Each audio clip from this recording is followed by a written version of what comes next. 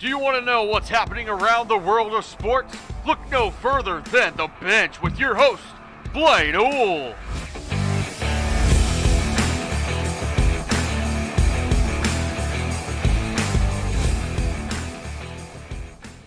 Welcome back to this fantastic Friday on The Bench. I'm your host, Blaine Owl. We're going to go ahead and open up things today by heading to the college hoops as Ohio State dominates number 10, Villanova, 76-51. VCU beats LSU 84-82 in a tight 2-point game. And Louisville crushes Indiana State 92-62. And finally, the game of the night came down to third-ranked Sparty or Michigan State as they took on number 12, Seton Hall. Michigan State with the win 76-73. Thursday night NFL game. Baker and the Browns hosted the Steelers at home to battle it off with a division rival. With a 14-0 lead heading into half, it was looking good for the Browns. At the end of the third, though, the score would be 14-7, setting up a crazy but good fourth quarter. This would also be the first game for running back Kareem Hunt. This game had like 6 total ejections with a huge fight/brawl breaking out at the end of the game when defensive end Myles Garrett ripped off quarterback Mason Rudolph's helmet and used it as a weapon, smashing Rudolph on the top of the skull and nearly knocking him out. The final score would be a 21-7 Browns win.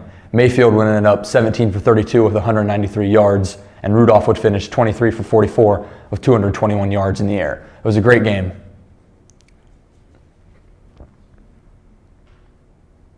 Taking it to the NBA, the Greek Freak and the Bucks took on the Bulls, taking them down 124-115, as Giannis had 38 and as he continues to dominate and already making a strong case for the MVP title. Kawhi and the Clippers would take on the Pelicans, with the Pelicans taking this one a little by surprise, 132-127. Leonard would actually not play, but Paul George did make his debut and have 33 points. The Knicks get the good win, 106-103 over the Mavs, as Marcus Morris would have 20 on the night. At this point in the episode, it was a little harder from a Wednesday to a Friday to find a lot of sports scores, so we decided to shorten it up and make it a little shorter because there's not a whole lot of action from a Wednesday to a Friday within the sports world, but we definitely make it work. And at this point in the show, I bring in junior high wrestling coach and producer of my show, AJ Ganger, as we sit down and discuss anything and everything there is to talk about college football. Welcome back, as I am here with junior high wrestling coach AJ Ganger, as we're going to go ahead and talk about the world of college football, everything from the playoffs to certain games that are coming down towards the end of the season. So AJ, with the top 5 coming out, obviously LSU bumped up to 1, Ohio State down to 2. What can you tell me about what your opinion is on the top 5 right now in the college football playoff? I think the committee got the top 4 completely right. I mean, you have LSU, Ohio State, Georgia, and Clemson in there. I think that's where the college football committee needed to be. Right. Where I think they didn't get it right is just keeping Alabama at number 5, because if one of those teams ends up losing in that top 4, Bama's right back in it. They're not going to be a conference champion this year. LSU is going to go to the conference championship game and play Georgia more than likely.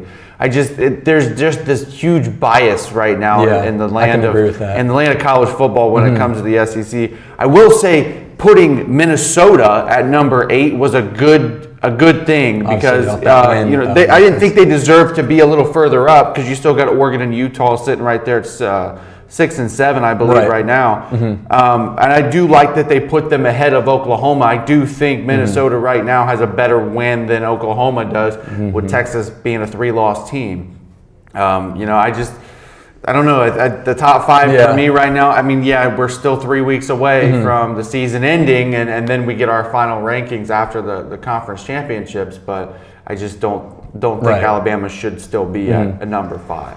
Right now, that Minnesota win is looking really good over Penn State. As if they continue to win out and Ohio State continues to win out, it looks like we're going to have a good Big Ten championship game between Minnesota and Ohio State. And at this time, if you're not rowing the boat with PJ Fleck and these Minnesota Gophers, you better start rowing, because this team is the real deal. For sure. I watched that entire game last week with Penn State, and they dominated. Yeah. The final score was only about a 5-point difference, but it was a dominant performance by Minnesota all around. Yes, it was a home game. Yes, they had the crowd rocking. But I mean, I'm telling you, this team is a real deal. They're going to get tested this week as they go into Kinnick to play Iowa. And Iowa likes to knock off teams at home with that single digit next to their name. But I mean, if they get past Iowa this week, their final test will be Wisconsin come rivalry week on November 30th. And, Yeah. I feel like Minnesota's going to be undefeated going into the Big Ten championship game. Obviously not this week, but next week Ohio State will take on Penn State. That is at home.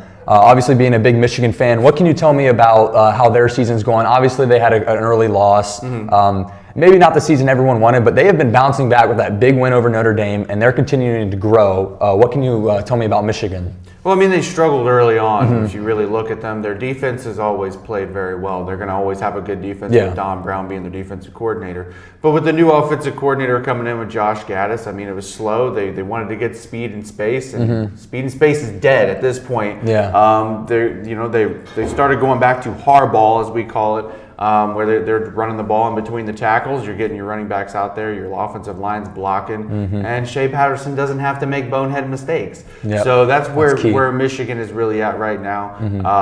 They got a big game against little brother this weekend. Audrey Thomas actually said little sister. Okay, Michigan State. It's a little Michigan State, Michigan little rivalry going on. But then they play.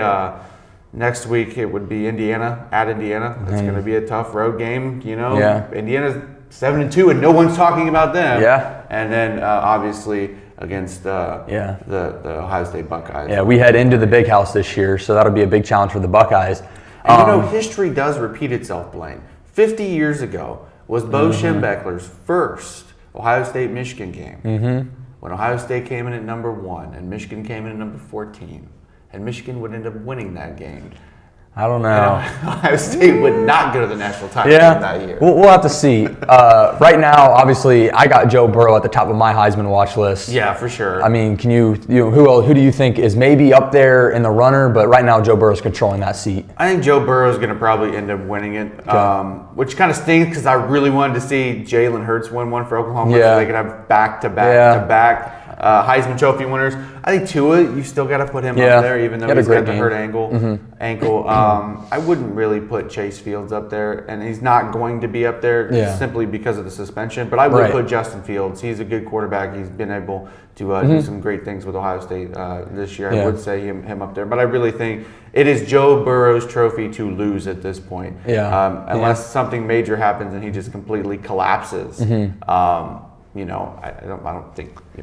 The Pac-12, we have. It's kind of rare to have two teams. I think 6 and 7. You said maybe Utah and Oregon. Yeah, they're back to back in the standings right now. They both will play in the Pac-12 championship game. Right, they're playing great football down there. They are playing great football, but one thing you got to look out for. I always look at these games when I'm looking at the college games. You're looking at the trap games, like who could maybe sneak up. In the Pac-12 and Big 12, those two conferences, you never know who's going to win on any given Sunday. Washington's up there. You got Washington up there, correct? I mean, Oklahoma almost lost to Iowa State again last week. 1-point game. But one game that I'm looking out for this week, Utah, UCLA. UCLA, Chip Kelly, they're starting to kind of figure things out here in year 2 from Chip Kelly. I think this may be, if Utah doesn't show up and play, they may be going home as a loser. Yeah, I know Utah had that early loss to BYU in the season, but they've kind of bounced back from that. And Oregon, obviously, I think it was actually the first game of the season they took a really close loss to Auburn. Auburn's a good football team. They're going to be playing Alabama coming up soon here in the Iron Bowl.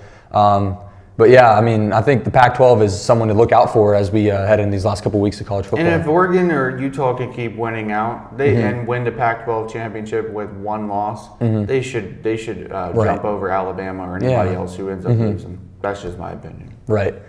Well, this is Blaine Newell. I sat down with AJ Ganger as we talked all about college football as we head back to the studio. Welcome back to the studio as I bring you high school football week 12. A couple games that I'm eyeing that you might want to look out for.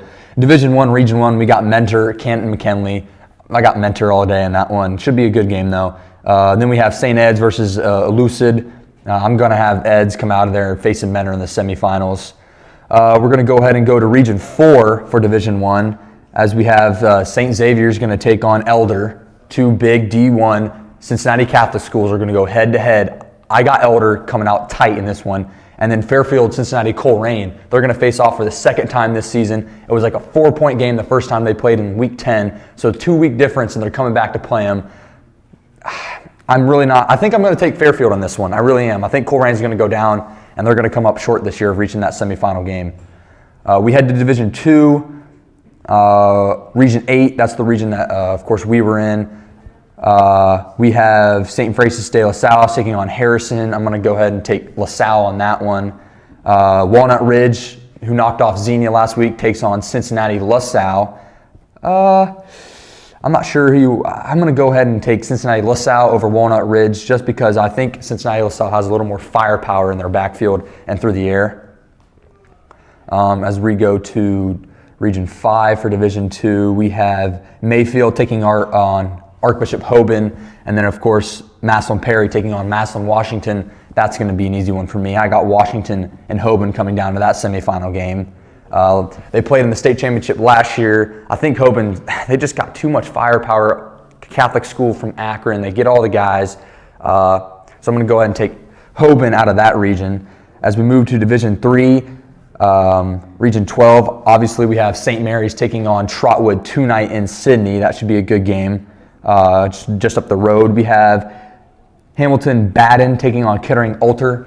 With that first win in the playoffs in Week 11 against Chaminade, Ulster has some serious momentum right now. I'm taking them all the way to that semifinal game, but I'm going to go ahead and have them losing to Trotwood. I think Trotwood pulls out a close one against St. Mary's. St. Mary's always plays Trotwood tough. Great football program they have going up there. As we head to Division 4, we have Westerville Indian Creek taking on Pullen Samari, and Perry taking on Valley Christian Academy. Not a whole lot that I know about what's going on there.